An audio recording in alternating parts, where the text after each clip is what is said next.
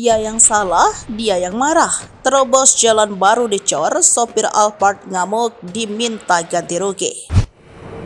Viral mobil Alphard nekat menerobos jalan yang baru dicor di kawasan Macan Lindungan, Kota Palembang pada Jumat 15 Desember 2023. Sebenarnya sopir Alphard tersebut sudah berkali-kali diingatkan oleh warga sekitar. Namun sopir Alphard tersebut tetap ngeyel menerobos jalan yang dicor tersebut. Alhasil mobil Alphard tersebut terjebak hingga 3 jam lamanya.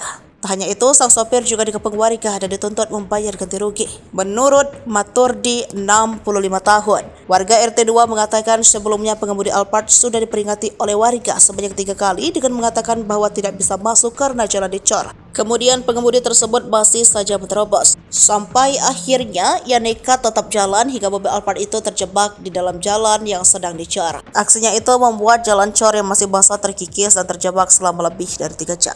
Lanjut Turdi, pengemudi Alphard mengaku warga yang tinggal di perumahan Grand Mutiara Residen, namun saat diminta KTP ia enggan menunjukkan. Saat keluar dari dalam mobil tercium aroma minuman alkohol dari mulut pria tersebut. Semua warga kesal karena malah dia yang marah-marah.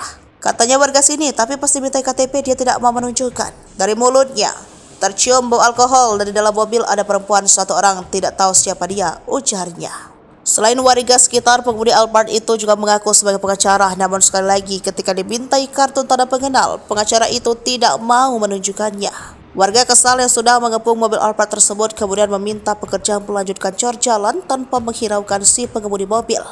Sampai akhirnya kepolisian dari Polsek Ilir Barat 1 datang ke lokasi dan menengahi masalah. Mobil Alphard baru selesai dievakuasi pada pukul 1:30 dini hari setelah diderek oleh truk molen yang ada di lokasi pengecoran. Setelah dibawa ke kantor polisi, Turdi menambahkan warga tetap ingin jalan tersebut diperbaiki, sehingga pengemudi Alphard diminta ganti rugi atas kerusakan cor jalan yang dilakukan. Diminta ganti rugi kalau tidak salah 8 juta untuk 1 truk molen adonan semen. Cuman jumlah ganti ruginya saya tidak tahu, jadi tadi malam langsung diratakan lagi jalannya, katanya.